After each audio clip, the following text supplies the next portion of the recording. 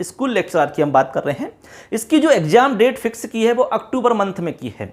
अक्टूबर month में हालांकि उन्होंने अलग अलग डिवाइड नहीं किया है कि कौन सा पेपर कब होगा, सब्जेक्ट वाइज अलग अलग उनको विस्तृत जो कार्यक्रम है वो अभी तक नहीं आया है। जैसे ही आएगा तो आपको बता दिया जाएगा। अभी आपको ये बताया कि सेकेंड वीक से लेकर के फोर्थ वीक के बीच में आपकी एग्जाम करवाई जाएगी, ठीक है। यानी कि दूसरा सप्ताह से लेकर के और चौथे सप्ताह के बीच में आपकी एग्जाम हो जाएगी। कहने का मतलब सीधा सा ये है कि आपकी 14 तारीख के बाद में कभी भी एग्जाम हो सकती है। आप तो ये मानकर चलो मोटा मोटी कि अक्टूबर में एग्जाम होगी, ऐसे आप मान के चलिए मोटा। इसके बाद में जो संस्कृत विभाग की हम बात करें तो संस्कृत विभाग की जो एग्जाम डेट है वो आपकी नवंबर में फिक्स करी है। नवंबर में यानी कि आपकी 13 नवंबर से और 15 नवंबर के बीच में आपकी एग्जाम हो जाएगी। इसमें डेट दे दी उन्होंने, यानी कि 13 नवंबर से और 15 नवंबर के बीच में 13, 14 और 15 3 दिन का जो समय है, इस 3 दिन के समय में आपकी एग्जाम करवा दी जाएगी।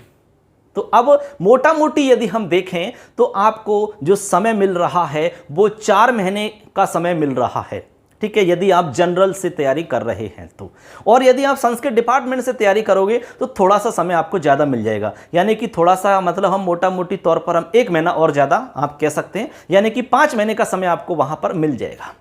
अब ये आपके ऊपर डिपेंड करता है कि आपको तैयारी कैसे करनी है।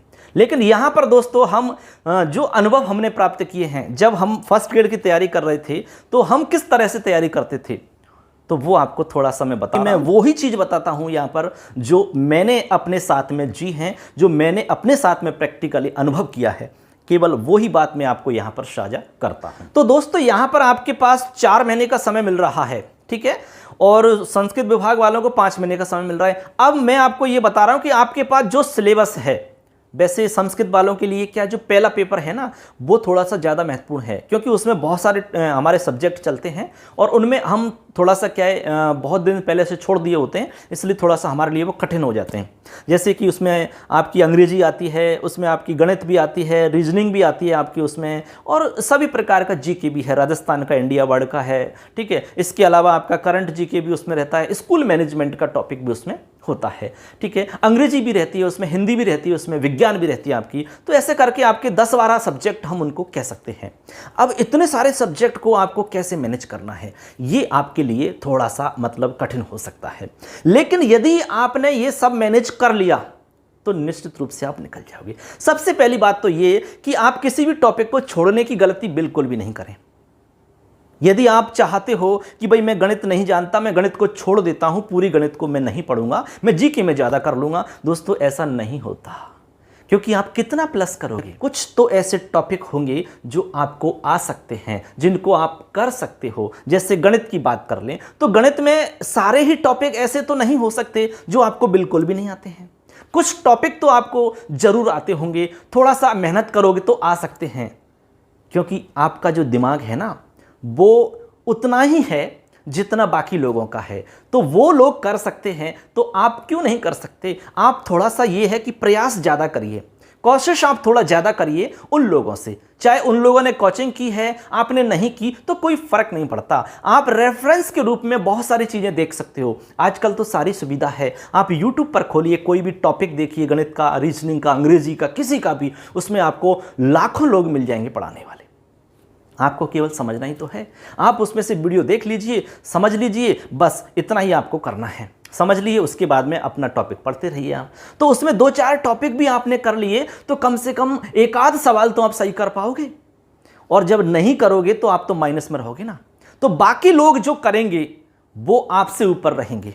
इसलिए एक एक नंबर का महत्व है, यहाँ पर एक एक नंबर का महत्व है। आपको पता है कि पहले पेपर में गिने चुने टोटल 75 क्वेश्चन आते हैं। अब 75 क्वेश्चन में से आप यदि 40 प्लस कर लेते हैं, कम से कम 40 तक आप कर लेते हो, तो गारंटी से आप सिलेक्शन की दौड़ में पहुंच चुके हो। हाँ, बशर्ते आपका सब्जेक्ट अच्छा होना चाहिए, तभी जाकर के आप सिलेक्शन की दौड़ में रहोगे। और परसेंटेज की हम बात करें तो 40% इस बार आरपीएससी ने कम से कम क्राइटेरिया फिक्स किया है। वो तो आपको क्लियर करना ही होगा, तभी जाकर के आप क्वालिफाई कहलाओगे, नहीं तो डिस्क्वालीफाई, एग्जाम से बाहर हो जाओगे। इसलिए तैयारी के लिए आपको ये फिक्स कर लेना है कि कोई भी विषय आपको नहीं छोड़ना है। आपको रीजनिंग की भी तैयारी करनी है, आपको अंग्रेजी की भी तैयारी करनी है, आपको विज्ञान की भी तैयारी करनी है, आपको अंग्रेजी की भी तैयारी करनी है, आपको हिंदी की भी तैयारी करनी है, आपको मैनेजमेंट भी पढ़ना है, राजस्थान का जीके, इंडिया वर्ल्ड भी आपको पढ़ना है, करंट जीके भी आपको पढ़ना है। हाँ, ये है कि आप सबके लिए टाइम फिक्स कर दीजिए, ठीक है। आप एक दिन के अंदर, जैसे कि मान लो आप गणित है तो गणित में एक टॉपिक फिक्स कर लो कि एक टॉपिक मुझे पढ़ना है। उसके लिए आप रेफरेंस के लिए, जैसे मैंने किया था, मैंने क्या किया था कि 6वीं क्लास से लेकर के और 10वीं क्लास तक की मैंने किताबें ले ली थी, क्योंकि उन किताबों में जो टॉपिक समझाए होते हैं वो बच्चों के अकॉर्डिंग समझाए होते हैं, जो कि सरल भाषा में होते हैं, उनको हम और आप अच्छे से समझ सकते हैं। जैसे आप गणित की किताब ले लो, 6वीं, 7वीं, 8वीं, 9वीं, 10वीं, ठीक है। उनमें से आप टॉपिक पढ़िए जो आपके सिलेबस में हैं। जैसे मान लो बहुपद का टॉपिक है तो बहुपद उसमें से पढ़ो आप। जैसे 8वीं क्लास में आपको बहुपद का टॉपिक मिल सकता है, 7वीं में शायद मिल सकता है, तो वहाँ से पढ़िए आप। समीकरण का टॉपिक है तो समीकरण की बेसिक चीज़ समझो आप, ठीक है। बेसिक चीज़ समझो आप, छोटी छोटी चीज़, क्योंकि एग्जाम में छोटी छोटी चीज़ ही तो पूछी जाती है। अब वो ही हमें नहीं आती है तो आप कैसे कर पाओगे फिर बताइए। उसके बाद में आप प्रैक्टिस करिए, फिर आपकी किताब में जो क्वेश्चंस दे रखे हैं उनको सॉल्व करिए। तो रेफरेंस के रूप में आप वो किताब ले सकते हैं, ठीक है। ऐसे ही आप साइंस की किताब ले सकते हैं, क्योंकि साइंस 9th और 10th के अंदर आपके सारे टॉपिक मिल सकते हैं पूरे के पूरे। तो उन किताब से पढ़िए आप, तो आपको ज़्यादा समझ में आएगा, बशर्ते आप गाइड से पढ़ रहे हो तो गाइड में आप बाद में पढ़ लो, ठीक है। किताब से पढ़ लोगे तो आपको टॉपिक समझ में आ जाएगा इसमें है क्या, और जो मोस्ट है उसको लाइन करते जाइए, अंडरलाइन। ये सबसे बढ़िया तरीका है। जो भी आपने पढ़ा उसमें आपको मोस्ट लगा, उसको नीचे लाइन कर दो लाल पेन से। फिर उसके बाद में आप जब आगे पढ़ो तो पहले उस लाइन की हुई चीज़ों को एक बार देख लो आप, वो क्या दिमाग में ताज़ा रहेंगी। क्योंकि हमारा दिमाग जो है ना, वो ताज़ा जो चीज़ें रहती हैं, ताज़ा जो मैटर रहता है उसको याद रखता है, धीरे धीरे फिर वो भूलता जाता है। इसलिए आप बार बार बीच बीच में 2 दिन, 3 दिन, 5 दिन के बीच में आप एक बार रिवाइज कर लो। जो कुछ आपने पढ़ा है उसको रिवाइज कर लो एक बार, उससे क्या है वो तरोताज़ा हो जाएगा, फिर से अपडेट हो जाएगा हमारा दिमाग, तो धीरे धीरे वो दिमाग सबको याद रखने लगेगा। ऐसे करके आपको पूरा पहला पेपर तैयार करना होगा। उसके बाद में आप केवल पहले पेपर में ही उलझे नहीं रहें, आपको अपना जो सेकंड पेपर यानी कि सब्जेक्ट का पेपर है उसको भी तो तैयार करना है। तो उसके लिए भी आप इसी तरह से रणनीति बनाइए। जैसे मान लो हम संस्कृत की बात कर रहे हैं, तो संस्कृत के अंदर जैसे मान लो ग्रामर के टॉपिक हैं, तो ग्रामर के टॉपिक्स आपके जितने भी हैं उनको डिवाइड कर लो कि मुझे आज 3 टॉपिक पढ़ने हैं, मुझे आज 2 टॉपिक पढ़ने हैं। तो आप इस तरह से फिक्स कर लो कि मुझे साहित्य के 2 टॉपिक कंप्लीट करने हैं, मुझे आज इस टॉपिक को अच्छे से तैयार करना है, मुझे आज ये टॉपिक तैयार करना। ऐसे आप टॉपिक वाइज बांट लो सारा का सारा, और उनको डिवाइड कर लो 2 दिन, 3 दिन, 4 दिन। आप ऐसे फिक्स कर लो कि 10 दिन में हमारे ये टॉपिक हो जाएंगे। ये आपके अकॉर्डिंग आपको सेट करना है, ठीक है। किसी की नकल मत करो आप कि भाई मेरा दोस्त है वो 10-12 घंटे पढ़ता है, वो रात को ज़्यादा पढ़ता है, दिन को ज़्यादा पढ़ता है। ये किसी की नकल मत करो बस, क्योंकि नकल नहीं कर सकते हम।